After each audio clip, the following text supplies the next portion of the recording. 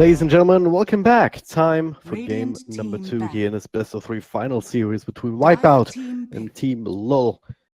Well, Wipeout, they've looked Radiant as team strong pick. as against the Biscuit Warriors in the Invader at your semifinals yesterday, service. and this time around they get the Windrunner themselves in the first pick. So, can they make this a 2-0? It seems likely, but Team LOL, well, I'm sure they've learned quite a bit in that last game. First foremost, that you gotta get some lanes. You have to at least win one of them to have a shot going forward. I agree. At least they banned out the online this time. No Brewmaster played around with either, so two heavy laners banned out. Brewmaster not usually pick you get hit with quite often, but I think Team LoL kind of learned the lesson and starting with some extreme CC just from the get-go. That's needed against Windranger. Shadow Shaman, not the best hero to go up against her in lane, but he will do. Certainly, like, you can play around it like quite a bit. You can right-click trade, and if you win runs, you can shackle up for a while, but Skyrath Mage is a different story entirely. Yeah, Shadow that's... Shaman, normally he wants to deal damage, he wants to be the aggressor, but the moment you just turn a knife on him, he cannot really do that anymore. Like, it's very dangerous.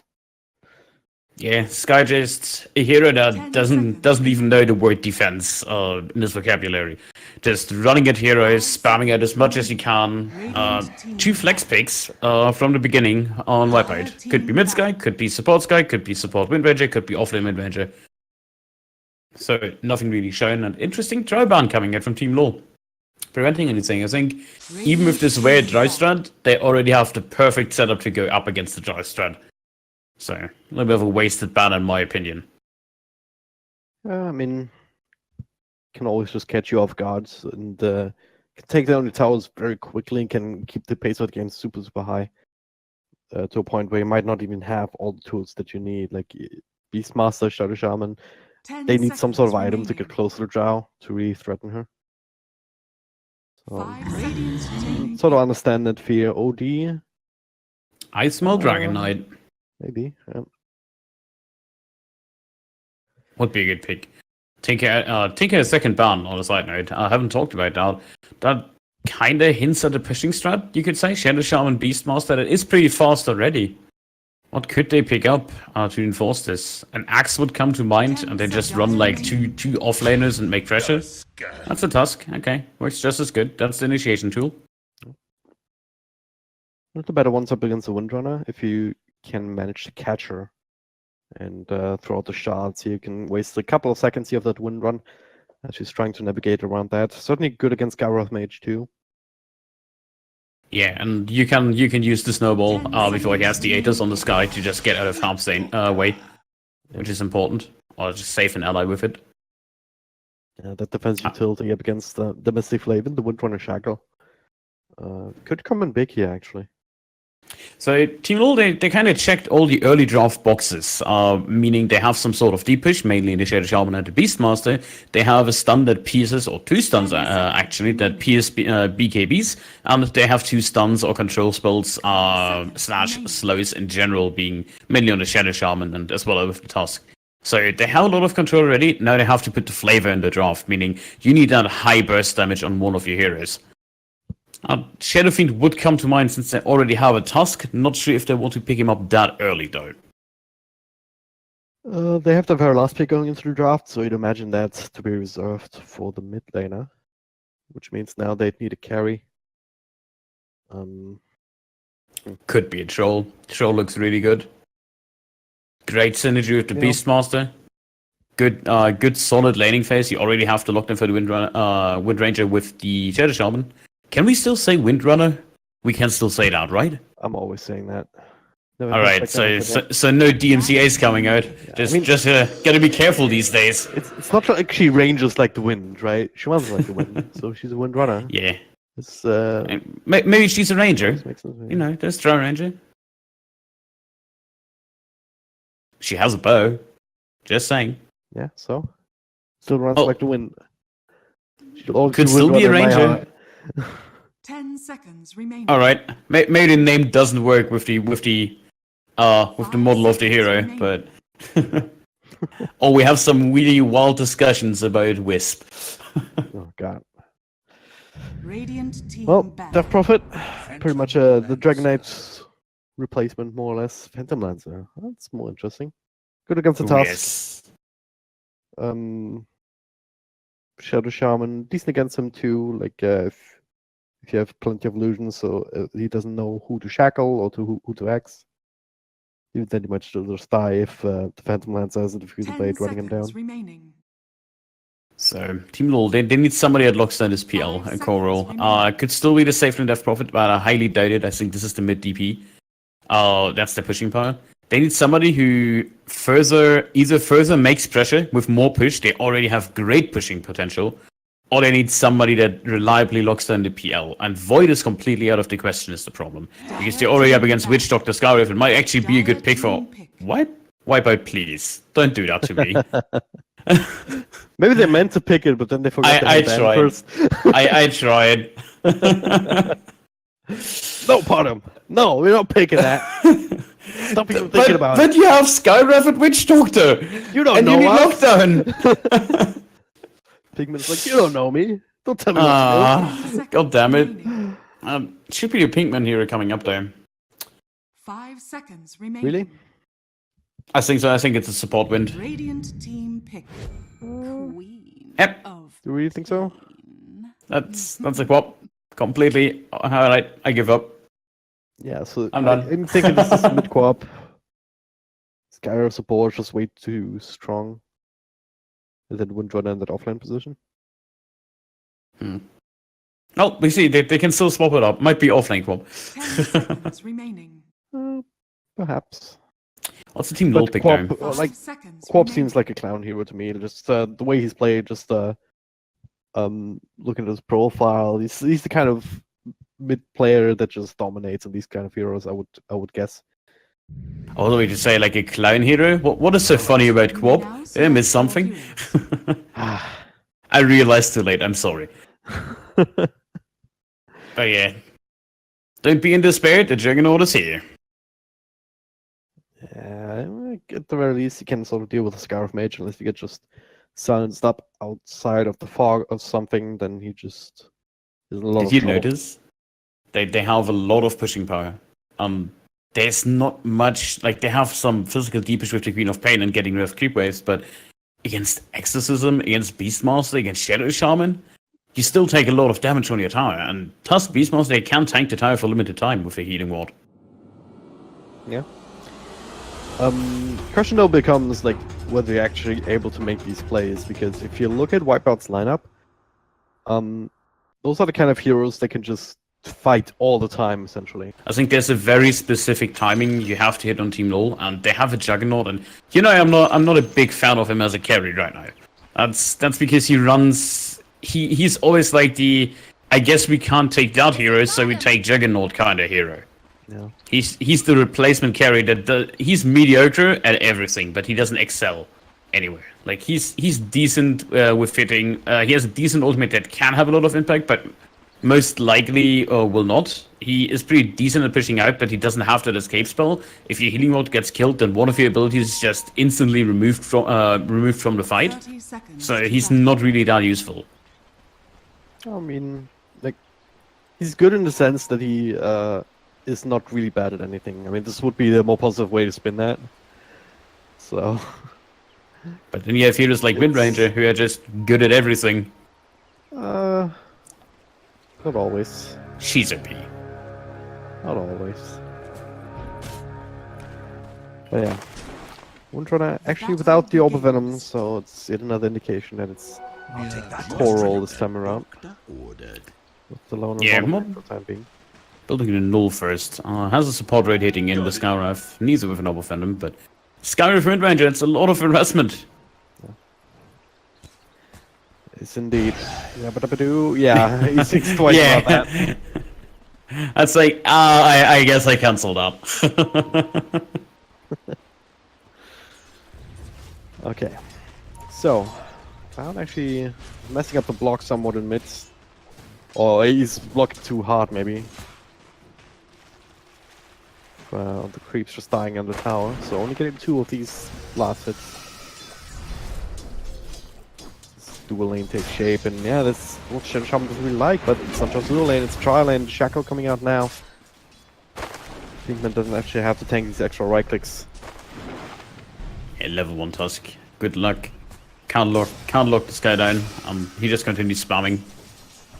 That will be... He doesn't even have to self on Tusk, so that's at least three tangos down. They have 1 self left on the lane, and some tangos, but they're gonna take so much harass damage. Top lane. Hope is gonna die. It's Batman. No hope remaining in this lane, you could say. Yeah, just throw up some body blocks, a couple of right clicks. I steal from the Spell or slow. two. Thanks. Well, that's the thing with the Beastmaster, right? Normally you see him as a very powerful offlaner, but that is when you run these dual lanes, when you have your own support to just keep the attention of the safe lane support from the other side. It's not the case here, so keeps once again try to go for the Striling. There's Shackle level 1 though, Zervo, so no Windrun available to actually get himself out there. Yeah, remember when we had that Shackle level 1 discussion? I remember. I remember too, and we're not fans of it. And this is exactly why.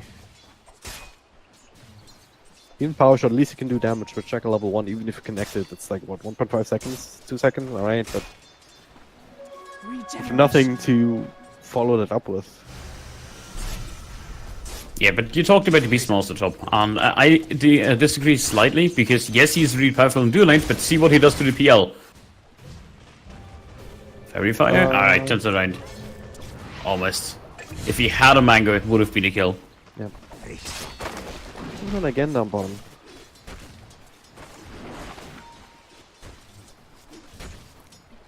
I mean, I would imagine that to be less possible once that guy gets a point in the, what's it called, the doppelganger.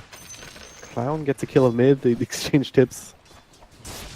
Over to FM, alright. Didn't quite see what happened there, I'm not sure that was supposed... These kind of things are supposed to happen pre-level 6 on the crop. But top lane, alright. Barely catching up with all of these kills as they make another attempt on bottom. What is happening bottom? Like, I don't know, like right now they had a slight misstart on the Windrunner, and they should have completely abused the fact at the bottom lane, but they're allowing them not much space, but Wind is gonna get some experience now, so it's not looking too bad for them actually, for Whitebird. And mid lane already slightly pulling ahead, PL pulling slightly ahead. It's gonna be it's the same story with the difference that the offlane is doing okay this time for Team Bull. They have a decent draft this time, but I don't think it's enough. It's enough space and enough pressure to actually pull this game into an early game push. yeah. That bottom, little snowball. Spare starting to walk in. Shackle slowing down a little bit, but proper shackles from Yabba-Dabba-Doo. Also keep the Pigman in place, Spare. And grabbing himself a killing spree, 3-0, so making good use of that spin. Though was only level 1 at that point. And mid lane. We have Elm. Clown actually already used that blink, but I mean, it's way enough back. There's down security invis, so this could turn into something if M were to stick around. Dire scan. Oh yeah. Go back to get base, please. Yeah. That's the downside of going for a double no talisman build. Your bottle is so late, you practically seize control of the first 2 routes at minute 2 and 4. That's against the Queen of Pain, that will hurt you. So I think the better approach is to really go for that bottle and take the last hitting power with the Crypt Swarm instead. Yep. Well, A small loss. hindsight's 2020, as they say. Fem's back now. Clown already used all of his bottom charges to get himself back up. Where he is right now is the runes are coming out. Lol actually getting most of them. Oh, and only able to secure the one on the top lane. Yeah, that's just the nature of the supports. They're really aggressive, and you can't really afford getting into a fight without creeps, without your carry in range against the Tusk and the Shadow Shaman, because they will just lock you down. And with so many disabled, you're free to pretty much do whatever you want in those engagements. But I don't know, I just see this Wind Ranger getting so much farm right now, and unless they kill the Scarif repeatedly. Oh, ready for the shackle on the toss, some extra right clicks, good power shot. That Kingman will still end up dropping. Shots coming out. Zerbo, this time he commits for a kill. The Cask bouncing between the two of them. Nice little Maldic. They do have stick charges to work with though. Extra shackles, couple of crits. Witch Doctor will also drop. 2 for 2 kills. There's a double and another Wind Run available. Make it a third.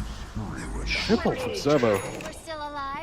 Have that extra rotation in from the Witch Doctor to help out. Meanwhile in mid, Clown once again. He blinked in aggressively. Oh, the shot missed though. We still get the kill with the extra nuke cross. Snowball connecting. They're making waves this time around. Yeah, the mid lane is looking a little bit better, but I'm still concerned. This Villager just got a triple kill on the off lane. That's with Boots and Orb of Venom. It's also lots of experience going his way. White FNG actually able to juke out Pinkman there through trees. Good thing too, because there's a DD to work with on top of spells. It's actually quite dangerous at this point. And it's a level 2 Sky. They might be able to just kill him again. Go again for Hope. Miedo, gotta be careful though, does have one more nuke to work with. And Hope with the extra tower shots, enough to actually get the kill. He'll take out an Maledict. Is he there? No, Raindrop. Wow. What? Infused Raindrop. God damn it. Raindrop Gaming, just barely keeping him alive, and now, okay. Oh no! The Sonic Wave misses. He's still gonna die, right? Surely? Does have bottle charges to work with. Not stick of poison though. Oh. No way to move through that, so. He will drop, Wind Runner dies down bottom, so. I don't know. For the record, we're going the way of Wipeout. LoL is certainly looking much better than they did in the last game. I'm pretty sure if FM kept running and uses his 1.8 base region to delay the damage from the Scouraf, he would have survived. It is a level 1 arcane bolt. Yeah, that's a shackle again. 2 Shadow Strike though, 3 powerful shackles. Wind Run was used already, but not really lasting for all that long. I'm gonna keep saying shackle and then I'll let you guess who it is. Well, I'll see it. I have the camera. Clown. Blinking aggressively again, take a lot of damage now with the extra shackles stopped now by the Scarab Mage coming back and Snowball. A little bit too overzealous, but now it's just on the creeps with the healing ward. Keeping him alive through all of that. Missed the arcane bolt. Don't want more though, the Cask. Bouncing once. Cancelling that clarity, but Clown. Oh no, not again! He's just way too aggressive, way too early. Doesn't have the blink cooldown to really make that stuff happen. Yeah, and that's why you see a lot of players, if they realize that their Shadow Strike's not doing enough, skipping it completely, and just trying to reduce that cooldown on the blink. Just even going, I've even seen some 0-4-3 builds at level 7, where you just max out the blink so you can make these aggressive plays. It can work, but if you only have it once, it has to remain a full defensive tool. Yeah. I mean, this is not the kind of game we can just skip out Shadow Strike. It's way too powerful on lane. But, yeah, I mean, he's playing like he has that max level blink and he has more nukes to work with and more... Just 1 or 2 items, like even just treads for some extra HP, but it's not quite there just yet. Yeah, not quite there just yet, you're right, but I don't know. They have a decent amount of levels, but the Scarif is really hanging behind. Like, we have 3 heroes, or 3 calls actually. The entire trial is sitting level 5, while only the Wind Ranger is on 6 and 1 level ahead. The rest is still lacking. So experience-wise, I'm gonna look at the graph really quick. Yeah, and so it's a slight deficit actually. Oh, for Team LoL. Okay, for some reason, must be the mid lane, isn't it? These graphs don't really mean too much right now. Yeah, I'm still confused. It's the PL. Never mind. Yeah. Oh, we just saw the smoke under the ward. Yeah. At the very least, we'll make sure the defense stays in jungle. Yeah, who is there anyway? Also has an issue to work with other bottles. So. Again, be fine for the time being. And they secure two bounty runes on Team LoL. So they have to concede 2 of them now. Oh, beast in trouble. He's back, but he's far enough back. Cass unlikely to bounce back as goes over to the creeps, and with the TP already in from Yabba Dabba Doo, they actually roar up the Phantom Lancer, can get the Doppelganger up before the Shackle can follow up, and even then the silence would have been there for Pigman. That was a big waste of an ultimate. Be careful, now there's no Doppelganger. There's a way across, but with the shots, with the Snowball, He's in a lot of trouble. Ooh, Oh, there we go. not enough. Was a good move actually, toggling it really quick on the on neutral camp with the Phantom Rush, but not enough in the end. A bit lucky on actually getting the pick off on the PL. That should not have happened, but in the meantime, the DP died as well. Sonic Wave was used. Radiant's middle tower is under Veil up attack. and running. And if they're just a little bit more patient, get the levels on the supports, get 1 or 2 items on the cores, and then start fighting on the color wipeout, I think they'll be in a much better spot. Right now, well, they have a bit of wind under the sails, if you will. Roar can make back off cooldown in 20 seconds. They still have a very easy kill there, and Pinkman's sitting super low on a tower. Mass TP's coming in. Queen of Pain cancelled, and everyone else too, so never mind that. I'll just Paul didn't quite get the memo. Just on the cast, but check it out. A couple of right clicks, he's dead. Or is he? Or is he? Yes, he is. No. Or is he? The raindrops once again. But Dire's top The double I'll help plot you twist. Radiant's bottom tower is under attack. That would have been clowny to actually get out of it, but yeah. I know, that was one way to waste 150 gold on TPs. I think they could have even taken that fight, but there must have been a call coming in like, nope, we don't do that, and yeah, which wasn't part of it. Bottom tower is under attack. So, let's take a look at the net worth chart. Is under Jock sitting still slightly on top. are fortified. Not soon to follow after the Queen of Pain and the PL with 300 and 500 gold behind it respectively. That's a spot you want to be in on the Queen of Pain, right? You have some items early on, you have a decent amount of rune control, and now you can actually rotate between your ultimates. now they feel like they're forced to take a fight a little bit earlier though. Still 25 seconds on the cooldown here as the Raw comes out. The haste rune not really helping out too much as they're taking a lot of AoE damage. Your Clown still gets the blink out this time. He's able to walk in. Scarif Mage, the only one to fall just now. It'll be the end of that. However the Queen of Pain got out of that one. Silence. On actually in a lot of trouble, but the Shrine's still going. Kept them alive through all of that. Now, Radiant's bottom gonna try and fight the instant Hexer for Yabba Dabba Doo. There's the spare coming in, looking for the Omni Slash, bouncing to the support. They bring down one, the second one falls to the Mystic Flare. You got the Shadow Shaman here with the Sonic Wave. And just fighting into a Interesting full that they- 5-man lineup, and at the very least, I mean, that's a lot of space for the Phantom Lancer down bottom. Dire's structures.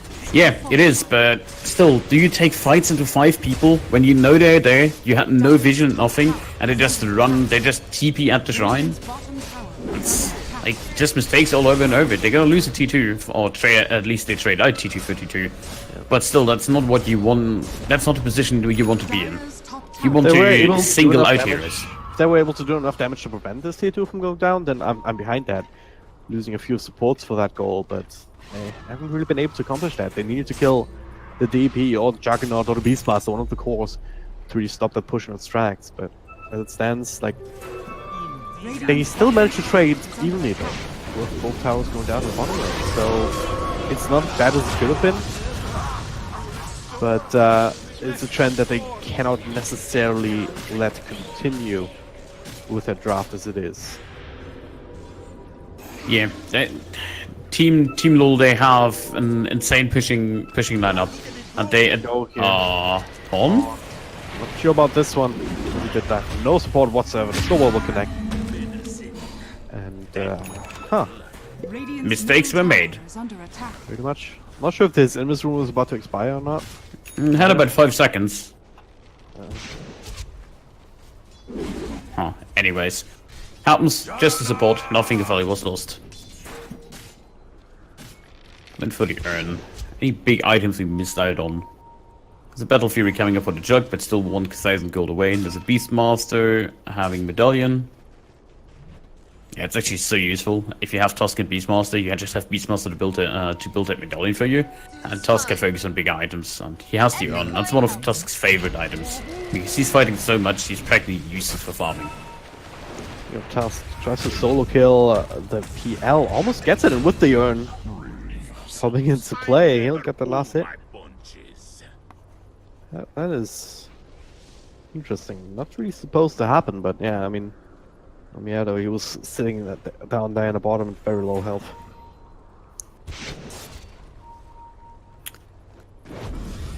Wood Ranger will... hold on. I mean, I think he's dead. Snowball coming in. Follow-up roar. They're actually keeping him in place for a while. And Link still comes out. Pawn sticking around for a little bit too long. Does another cast throw out? Maybe enough to turn this around, or at least keep Hope away. That almost bit him in the ass, and Pawn might actually take out to the urn, and not quite. Does have an urn of himself. And the rest of his team to take over and to finish that kill, and the task wants to be greedy. Waiting for those shots to maybe come on cooldown. Yeah, I think he was trying to line the shots up. I believe he had 3 seconds or something left, and he knew there was no range up this time. But yeah, just overextending against the task is never a good idea. Now you have the PL actually joining up with the team. He has his Diffusal Blade as soon as the courier is available for him, meaning he has the tools to just run upon like the task, run upon even the Shadow Shaman, and just go and burn the mana. That's so important that you get rid of these CCs, and if you do it by a mana burn, that works just as well. That works just as well as silences and stuns.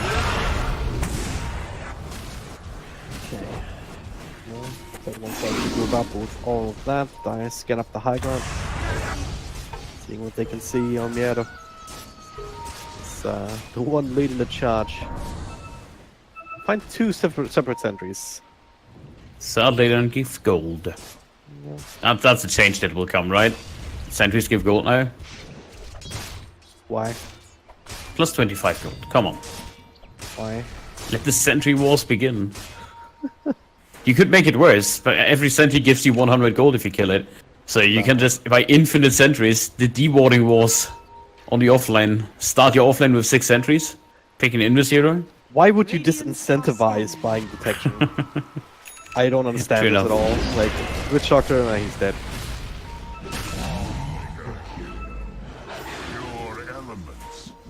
I just think that in comparison, if you look at the types of true sides, right now you have static sentries with pretty big range, which are arguably better than Dust. Dust only against like really highly mobile heroes. Triplets in general, they just prefer sentries. That's because they're cheap, you can slam them down. So what you need is, if you increase the cost of sentries, it will hurt the warding and the vision presence overall on the map. That's probably pretty bad idea. So you gotta make up for it a little bit. So it's a little more punishing actually missing them. Well, these shots certainly don't miss Kidman. Nice little silence there from Death Prophet, so can you get a few spells off? Not look like it. A little bit of damage there from Mystic Flare. Now the Death Prophet coming in. Phantom Knights are also working in a big Sonic Wave. It's to burst down all of them. Scarrow of Mage ends up being a noble sacrifice. The rest of the team found the perfect angle to go back into that fight. Good one.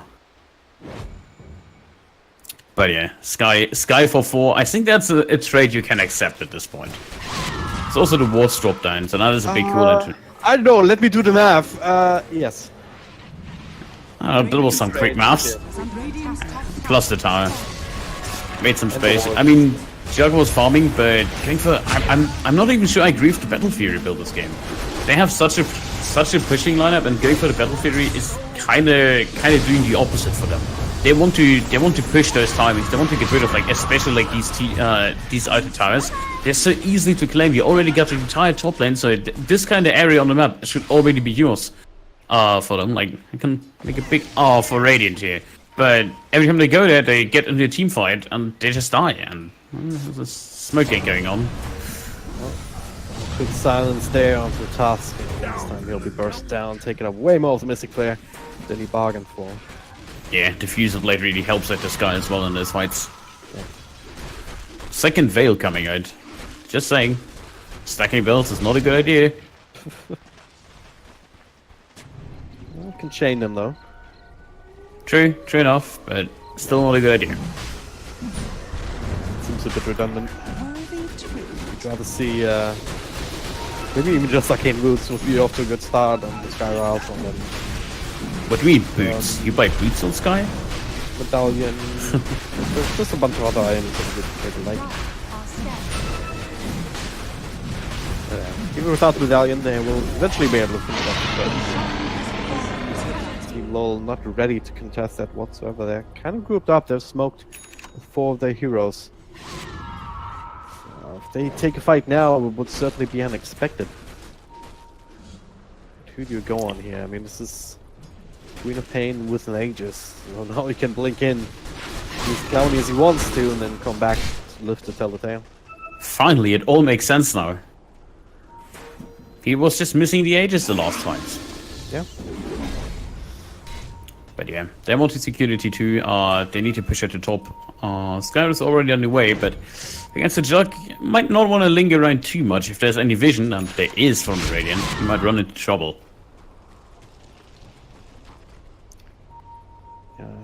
Yule Scepter would be another one that could have come in handy. Especially against the Juggernaut on me, but I'll just spin TDs out for now. He should have went for fighting. Just run it, Sky, show it. I don't know if the rest of them are smoked up or just sitting near the shrine. True, but I don't know, I would have taken that bait. It's a risk. Oh wow, there's one sad sentry in the mid lane for the Radiant. Oh my god. That hurts. That physically hurts. Missing both Observer Worlds on the left and right. Well, at least they won't know unless they just watch the replay later. Which you should. That's what you do to improve. Watch replays and flame people in your pub games. Sure. I prefer the latter. Sure. Down bottom. We go for one of these pushes. The silence come out. Much damage being done, but Snowball across to the other side. More TPs coming in. They have to actually go for the retreat. Nice silence action of Queen of Pain, but no follow-up lockdown. Yield Scepter is available as a counter. They do bring down the Tusk, who he brought himself in too deep. Except wards, as much money as another hero kill, more or less. It's my rule of thumb. Yeah. So. That's both wards, isn't it? 10. Yeah, so 320 gold just from wards. It's better than a hero kill. Than most kills, that is. If you kill them all. And they have PL to deal with them, so... That's an additional bonus if there's ever any pushing. He's already building into the Manta style, so you can doppelganger Manta and you just immediately get rid of the wards, because every illusion counts as a full hit on it. It doesn't. The damage instance is irrelevant for the Shaman wards, so they die by even one hit by 1 damage. Here we are. Wipe out.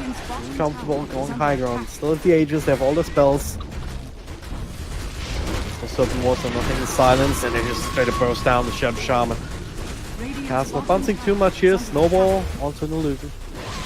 But they're all just zoning them away from their own tier 3 tower. For more and more kills, and this Juggernaut keeping in with straight up spin.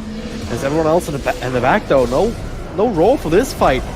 And might do nothing here. Juggernaut just straight gets burst down despite the healing ward. Exism already used, but now FM's out of mana. Meanwhile, the tower took just a little bit of damage. They still aren't brilliant at taking objectives, so it's still standing for now. There's another spin coming in. And they might find Pinkman here with a punch up in the air. They do. Cast on the bounce again. Last bit of that exorcism here. Trying to burst it down now, but still about to come back. But double check out. Need a bit more damage to actually finish the kill, but they do it just a little bit too late. But not on everybody else. The Omni Stash. Not actually finishing off anybody, but they're all super low, but on the side of Team all down low. Another blink, another right click. Double kill for Miedo. Just comes back in and out. And hope all he can do is just show up and see the rest of his team dead. Q3 goes down, and the Rex will fall eventually as well. Some angry drawing coming out on the map, but yeah, I think... Oh, there's actually backdoor protection. But only for a few seconds. They have nothing. They burned the buybacks. Jug is too far behind. Their timing, I think, just failed again. That one fight with we had an excellent Sonic Wave killing 3.5 people. Yeah. They're just moving into the Roche pit. That's just too much tempo to deal with, and even if we go like really further down the road in this game, you have to deal with a PL, and it just gets worse. Yeah. I'll take It's what I said earlier. I mean, if Wipeout fights with like their basic amount of levels and like 1 or 2 items, they certainly have the skills and the tools to just do exactly what they've been doing, just win every single team fight. Like we were predicting in the draft, and like the only way against that right now is if you're the one who finds the initiative with the Beastmaster. He opted to go for the Pipe of Insight rather than Shadowblade that he queued up earlier, and I mean, it's helpful for sure, but not exactly what they need. They need some sort of initiation. The only way they kill the Phantom Lancer, or the Queen of Pain for that matter, is if they come in, initiate, and burst them down. It's gonna get even harder now as Clown just finished up the Lincoln stream. Yeah, they have so many defensive Radiant's tools top now as well. shrine is under attack. It's the way, where's your point of entry if you're looking at LoL? You have a tusk you can work with, but the moment you go out of Snowball, you run into the Scarif Mage who just kills you up. You have a Beastmaster that went for the Medallion and the Pipe, so you don't have a Shadowblade or Blink to work with. Your Exorcism is just like running in the backline. You never have the chance to just get on top of Wipeout and try to fight him head on. Yep. Oh, they fight your Jug here. Ouch. Radiant's top Yeah. tower has fallen. That hurts. How much was that? It was like, yeah. That was Two of them in like the blink of an eye. Fit for a queen. yeah. That was something between some and a lot. I think it was just a lot. Poor Juggernaut. Doesn't have a lot of health points to work with at the best of times. Certainly not now.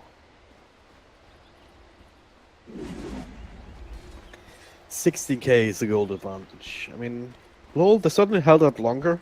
It's with the better laning stage, but now they have nothing to transition it into. They have a lot of push, but there's no way to actually get their tower now without losing all of Radiant's their top heroes. tower has fallen. True.